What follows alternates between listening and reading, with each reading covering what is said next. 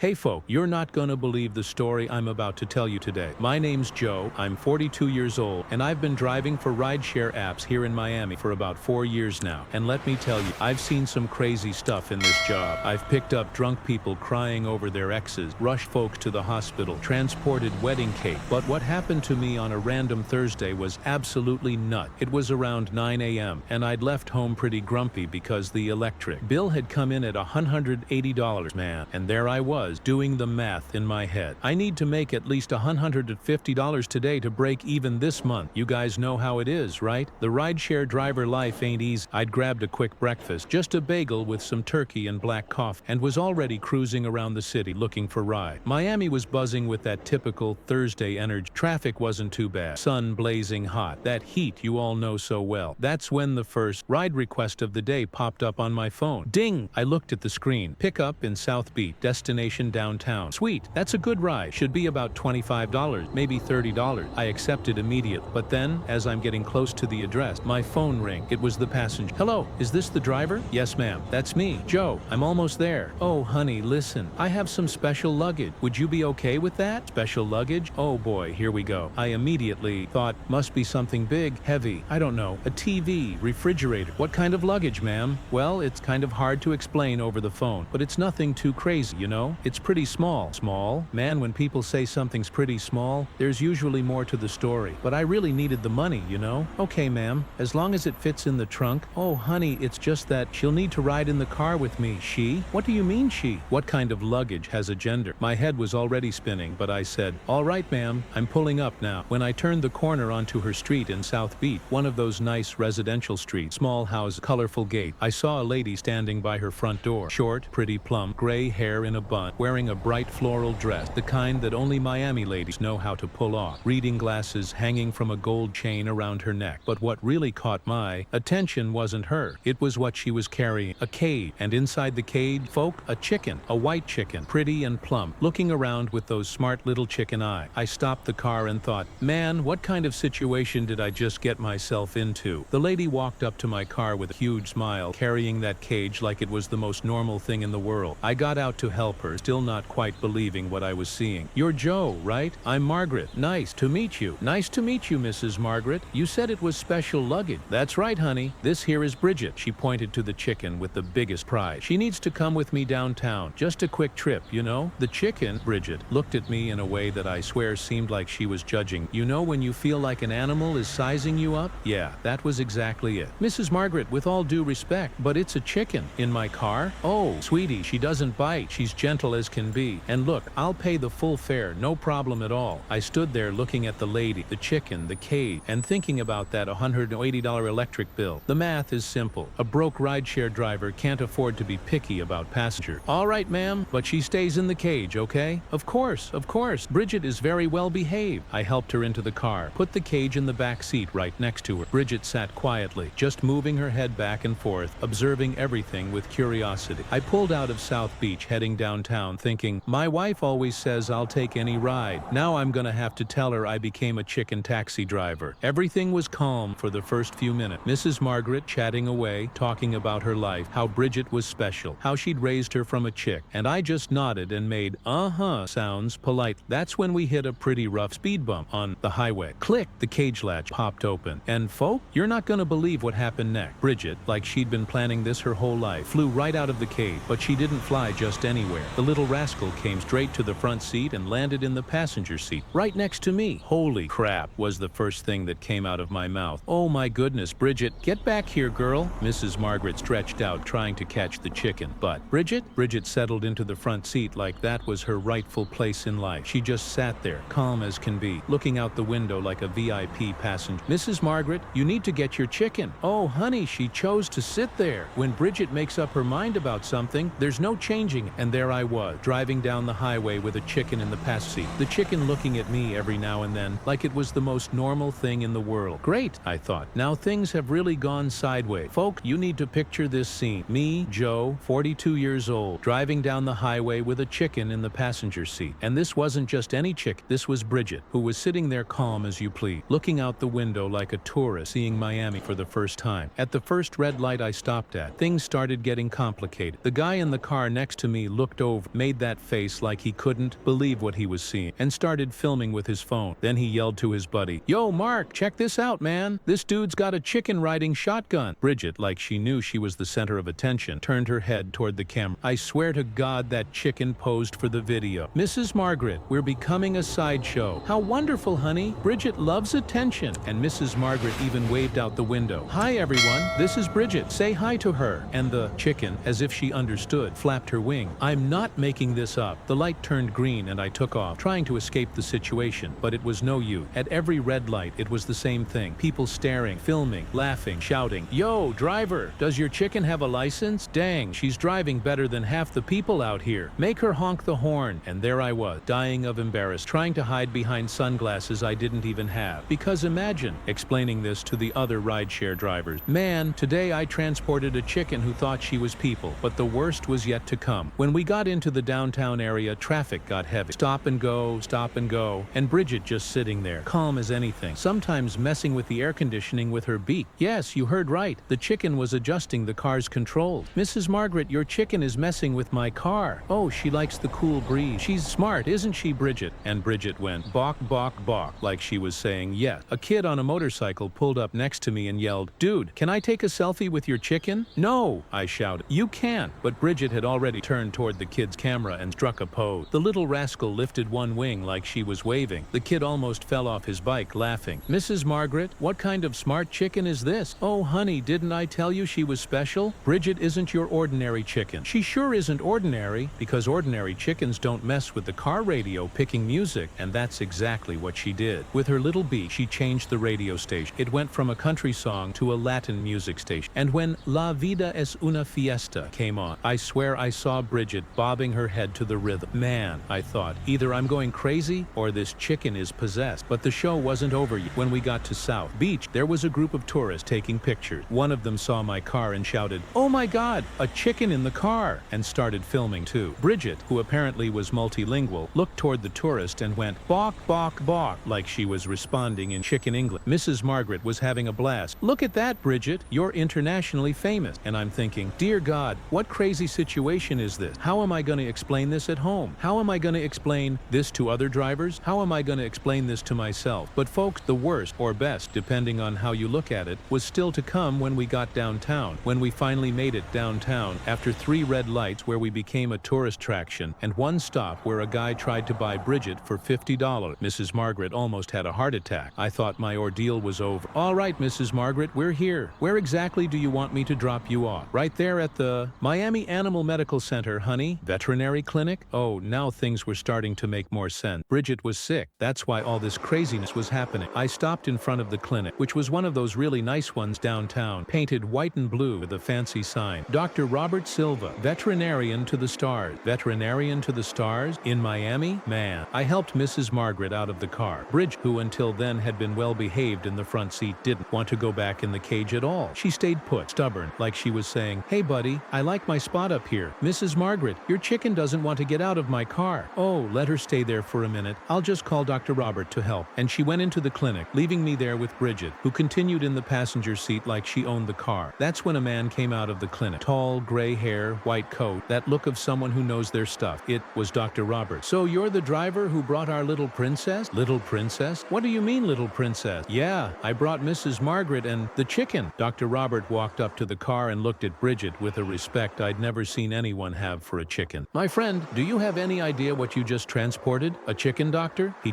shook his head. "This isn't just any chicken, man. This is a purebred Brahma Light, imported bloodline. You see, this chicken sitting in your car, she's worth $15,000. $15,000? I looked at Bridget, who looked back at me like she was saying, "That's right, buddy. Now you know who you were dealing with." "Doctor, you're pulling my leg, right?" "Not at all. Mrs. Margaret is one of the biggest ornamental bird breeders in Florida, and Bridget here is one of her most valuable breeding hens. We're doing a checkup because she's expecting baby." "Expecting babies?" "Oh, $15,000 chicken expecting baby, who had traveled in my 2010 Corolla like she was a CEO. "And the chicks, doctor?" "Oh, my friend, if everything goes well, each of Bridget's chicks will be worth between $2,000 to $3,000. She can have up to 8 chicks in one clutch." I did the quick math in my head. 8 chick x 3,000 were $24,000. Just one clutch. Man, I transported a chicken worth more than my car. And your car's not bad either, Dr. Robert laughed. But Bridget is really worth all that money. Come on, let's get her out of there carefully. But when we went to approach the car, Bridget did something that left everyone speechless. She got out of the seat, walked across the car's hood, got down by herself, and started walking toward the clinic like she knew exactly where she was going. Holy cow, this chicken is really smart. More than you can imagine, said Mrs. Margaret, who had come back. Bridget is special. She chooses people. And it looked like she chose you, Joe. Chose me. What do you mean? What do you mean? She's never been so comfortable with a stranger before. Usually she's pretty shy, but with you, look how she's looking at you. And sure enough, Bridget was looking at me differently, like we were friends. Man, this is crazy. But the real craziness was just beginning. We went into Dr. Robert's clinic, which was something else. All equipped, air conditioning, those fancy machines, surgery room, looked more like a people hospital than an animal clinic. I'm going to do some quick tests on Bridget, the doctor said. You can wait in the reception area. I was about to leave, but Mrs. Margaret called me. Stay here, Joe, just in case Bridget needs you. Needs me? I was just the driver, folks, but I stayed there curious to see how you examine a $15,000 chicken. Dr. Robert picked up Bridget with the care of someone handling a jewel, took her to the examination table, started listening with a stethoscope, taking temperature, all those vet things. And Bridget, calm as anything, let him do all the tests like it was routine. Everything perfect, the doctor said. She really is expecting chick. According to the test, about 6 to 8 little ones should hatch in about 20 days. 20 days for chicks worth more than my 2-month salary to be born. But that's when things went south. Dr. Robert went to get something from a drawer, turned his back for 2 seconds. Mrs. Margaret was